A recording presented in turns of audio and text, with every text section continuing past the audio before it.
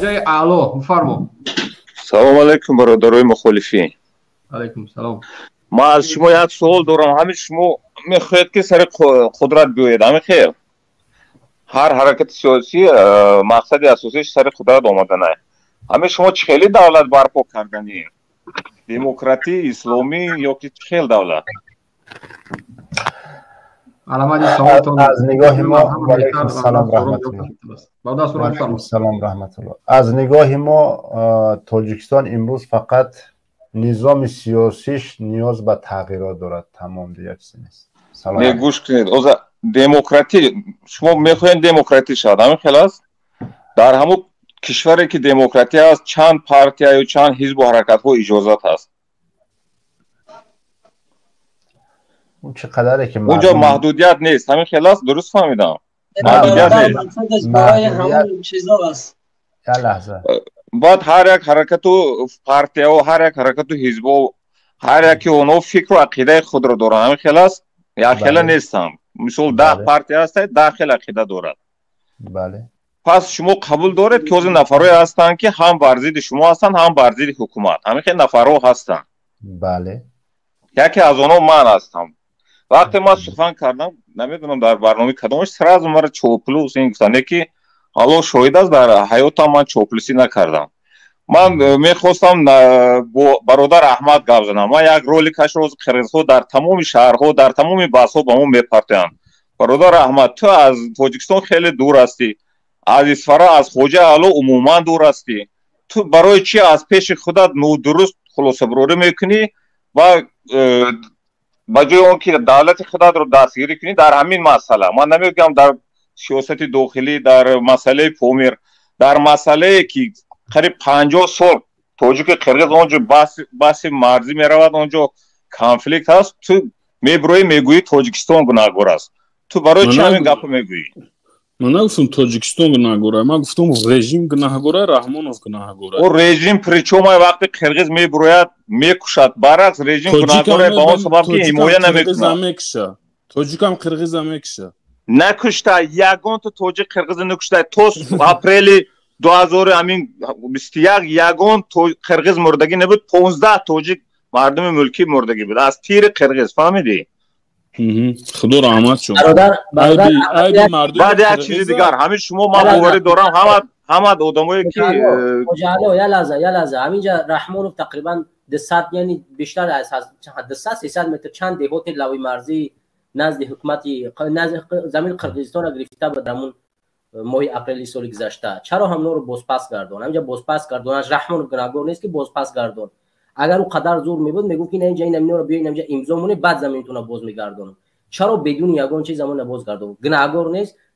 18 تاجیک در همون جنگ ماه اپریل 2021 کشته شدگی بود. دخون گناهگار نیست که هیچ کس جواب نگفت، زمین گرفت داد گفت نه ما تمام صلح کردیم هم آرام شد زمینتون رو بگیرید ما نظامیو میکشه میبریم. ولی 18 کس کشته شد تا امروز. برای 18 کس کشته هیچ کس جواب گفتگی نیست.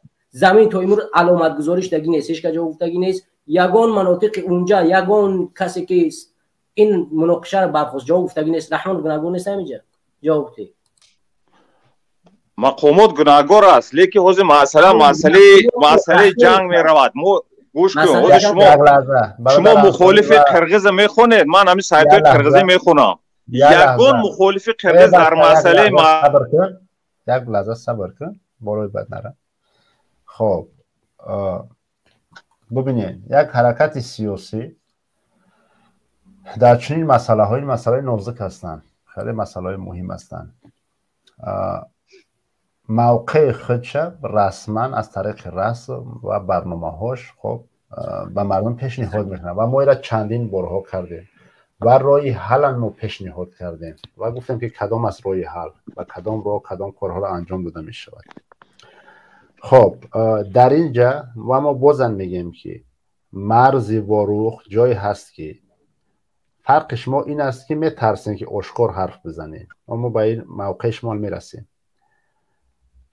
گپ در این است که چه رژیم رحمانوف و چه رژیم قرغیزستان یعنی حکومت ها اینجا را استفاده میبرن هر وقتی که لازم دارن، استفاده میبرن. بعضا وقت از طرف قرغیزستان میشود پرووکاسیون، بعضا وقت از طرف ما میشود حالا وقتی که شروع نشده بود پرووکاسیون از طرف ما گفته بودیم که در کدام ساعت روز رحمانوف همین پرووکاسیون را میکند و به کدام خاطر میکند. این چیزا را لازم دارد. خب و ما با شما سوال دارم. شما میگین که من نه در رژیم رحمانوف قبول دارم و نه شما را قبول دارم. ما میخوایم که شما را بشنویم که یعنی موقع شما چی است در جامعه امروزه تاجیکستان، از نگاه شما چگونه باید ما باشیم؟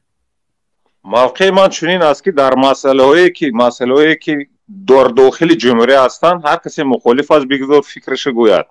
باید حزبای گوناگون باشند برای اینکه پیشروی جامعه از حزبای گوناگون وابسته است. فرق از ما و از رژیم رحمانوف اون چیزی که گفتید، اون چیزی که ما میخواهیم و چیزی که ما میل داریم، یعنی که گوناگون اندیشی باشد، حزب و سازمان‌های زیاد باشد. شما در مسئله که اونجا شما میگید رحمان استفاده میکرد، قرقیزا استفاده میکرد، این مسئله از سال 74 باز دوام دارده برادر. این مسئله دیروزه نیست. ما باور ندارم که همین حکومت میخواد که همون جنجال برپا کنه. با احمد امروز برآمده از کشتل احمد میگه که برای چی احمد من میشناسم وقتی میکروفون تا مرد باشد قبول کند که طرفدار امام رحمان بود. از امریکا رفته بودم روی راست میگم تو سال 2000 تو چی گپای گفتگی تو چه تحقیرهایی نکرده بودی از پشت امام رحمان مردم مخالفی نه باز 180 گرادوس پوزیشن دیگه شده برادر. باز با تاجیکستان میرای بود با 180 گرادوس دیگه بود میگردی. برای همین شما دو باوری نیست فهمیدی؟ تو مردک باشی اول صورت نشون میده. تو برای خیلی دعوا کردن تو اول سطر تبکش. احمد یه نفری است که اعضای حرکت سیاسی گروه 24 نیست، یه نفری مستقل است. ما در همین حرکت ما نفرهایی داریم که چند سال پیش دیدیم ما مبارزه می‌بردن. خب یه روز چشمشون نق شدن، فهمیدن که دیگه حق کجاست باطل کجاست، بود مکانشون خب تغییر دادن. این یگان جای جنایتش نیست. من از شما طلب دارم که مخالفین هستید، مخالفی دولت گپ نیست، لیکن وقتی که مسئله مرز و مسئله ملت میرود اونجا امام رحمان دیگر حکومت میبیاد میرد، لیکن مرز و مردم میمونند. میفهمید؟ قرقیز مردمی که تماما از جای تیرپرانی دور روزی که از طرف رحمانوف شید ما میگیم که از طرف رحمانوف است. هر زمانی که از کدام جانب میشید، اگر امروز قدرت صلاحیت دستی ما باشد ما با اون مرز خاتمه میگذاریم. با اون خاتمه گذار دوره شوروی نتونست با شما میتونن این گپا سفسطی بکره برادر. آخه برادر قرقیز نمیشود یگان که ما روی شات زدن حمایه کن. سفسطه را شما نفرهای حرف میزنه که ندارین موقعی معین. خب شوروی میگه شوروی نمیخواست این چیزا، شوروی نمیخواست، شوروی زمین ها را همین گونه به ما تقسیم کرد که در بین ما باید تفریقه باشد.